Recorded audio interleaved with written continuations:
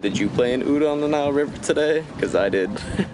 I'm Drake McElroy, professional motorcycle dude, Red Bull X Fighters judge, and all-around curious guy. With the Red Bull X Fighters World Tour, I get to go, you guessed it, all around the world.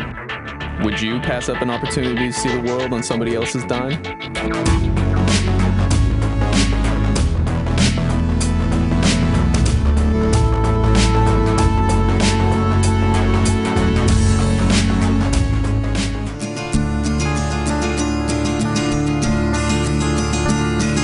How do you make God laugh? You make a plan. Case in point, because of some volcano in Iceland erupting and sending particles into the atmosphere, what was a planned long and tiring 17-hour trip to Cairo via Frankfurt had turned into an exceptionally long 27-hour trip to Cairo via an overnight flight delay in LA and a 12-hour layover in Frankfurt. Finally made it to Cairo. Only 27 hours since LA. Ready to do this? Yeah, let's do it.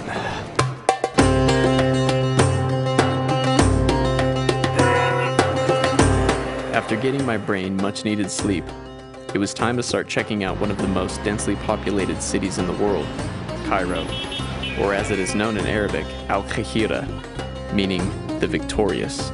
I'll be starting off doing the normal tourist thing, checking out the pyramids of Giza, followed by a little visit to the Khan Khalili Bazaar, then take a little two-wheeled tour, stop by Dr. Ragab's pharaonic village and make some papyrus. Then we'll head to the city of the dead and see how people live amongst the dead. And of course, check out some Egyptian cuisine.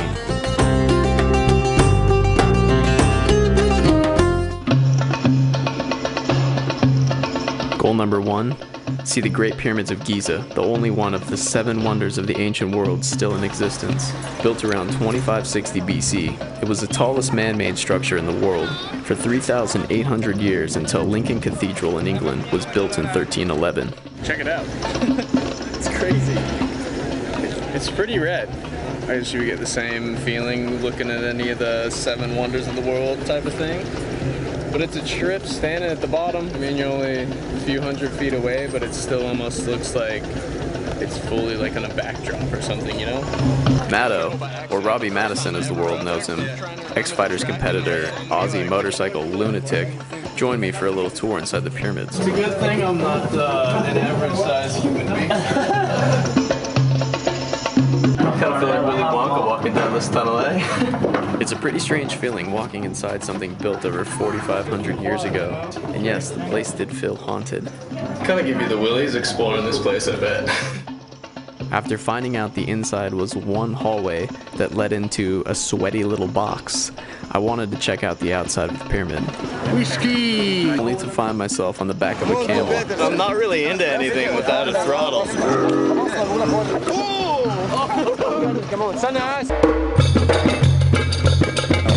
That was kind of a trip. Like this? They're a little taller from up top than they are off the ground. I'm not very good with the rope throttle, but I did all right. I stayed on top of her. After my bartering warm-up session with the camel technician, I headed to what some might call the bartering capital of the world. We're here in Cairo at the Khan Khalili, and we're gonna do a little bartering. Good accent, man. Thank you, Mr. Stripes on your shirt.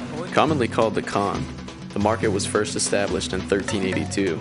It represents the market tradition that first established Cairo as a major trade center, known for its unusual souvenirs, handmade crafts, and a labyrinth-like layout. Unfortunately, because of its popularity with tourists and multi-ethnic clientele, there have been some terrorist attacks in the last few years, the most recent being in 2009. As a result, business has slowed, and the merchants have become more aggressive. I'd like to just look, but it's kind of hard without getting harassed here. Sir, what about Rolex watch? No thanks, brother. They're real friendly for the purchase here. Hey, MacGyver, how you doing? Bro. MacGyver. Here, nice statues for 5 Egyptian pounds. What are you looking for? Nothing in particular. Tom Cruise? Tom Cruise. Was that a short joke, man? Oh, 2 pounds?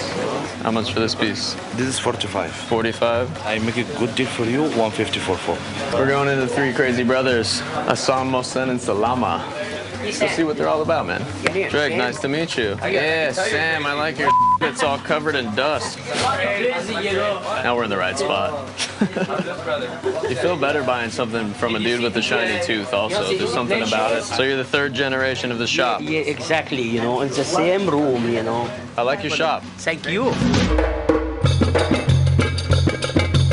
We're gonna get into the Nile. We're gonna get on a felucca, which is gonna be a floating object as we get down to play the oud, a stringed instrument, which is basically similar to the lute from the old medieval times. Hopefully they got D minor on that. We didn't have to barter for passage, so I'm sure it was all done under the table.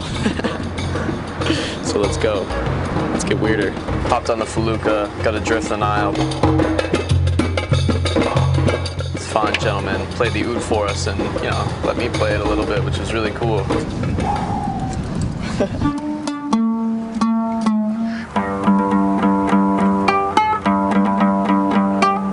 Did you play an oud on the Nile River today? Because I did. Let's get some from you. It's really narrow compared to the guitar, and there's no frets at all, you know what I mean? It's more like stand-up bass or like with viola, violin. No, there's no designated frets, so it's really just sound and finger placement, and definitely something you would just have to pick up like any instrument and keep at to really figure it out. My tour guide Labna helped us, you know, translate. It was kind of a good conversation, just being able to sit there and talk to the gentleman. And I was just wondering if like the majority of the Arab songs had like a similar like. You know what I mean? الأغاني العربي هم ليهم معين معظم الأغاني العربي بتتحدد بيه يعني.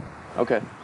It was really relaxing floating down the Nile on a hot, hazy day with a nice breeze. The oud has kind of a haunting but strangely comforting sound that resonates within. Legend has it that the oud was invented by Lamech, the 6th grandson of the biblical Adam. Lamech hung the body of his dead son from a tree, then later made the first oud inspired by the shape of his son's hanging bleached skeleton. Maybe that's where the haunting sound is from. It's a beautiful day for a cruise. The sky is silver, the horizon is non-existent. It's lucky for me, the editor of Auto Arabia magazine, Mohammed Chita, who he'd previously contacted through emails, set me up with one of his personal bikes, the Honda Africa. Anytime is a perfect time for a 2-wheeled self-tour, in my opinion, one of the best ways to see a city. Built in homage to the 4-time winner of the Paris-Dakar Rally, the Honda Africa is the perfect tour guide for the unpredictable terrain that is Cairo. 10 minutes on the bike was much more effective than any stimulant I could have ingested. There's so much going on, everywhere. Children, horse-drawn carts, people walking into the street with seemingly reckless abandon. You know, I'm somebody you don't want to abuse. Muhammad had informed me that there's a huge motorcycle community in Cairo. The Egyptian government didn't make it easy for the average motorcycle enthusiast. High taxes were in store for would-be owners, citing motorcycles as being involved in terrorist and criminal activities. Since a recent revolution, we'll just have to wait and see if any changes will be made to these policies. After my ride, I met up with Muhammad at Fishawi's for a little tea and shisha. Fishawi's has been in operation for 250 years. That's 2.5 centuries. Open 24 hours a day, 7 days a week. It never closes. Apparently, it's a great place to make friends. Even if you tend to be a tad socially awkward, it doesn't matter. It all comes to you. Even the shopping. It's a little inconvenient when you're trying to enjoy a shisha and some coffee, but when in Cairo, between the ever-present vendors, it was good to catch up with Muhammad. I wouldn't have had such insight on Cairo's grittiness. The Africa he loaned me for the day was as premium as a coffee house itself. Don't forget it now.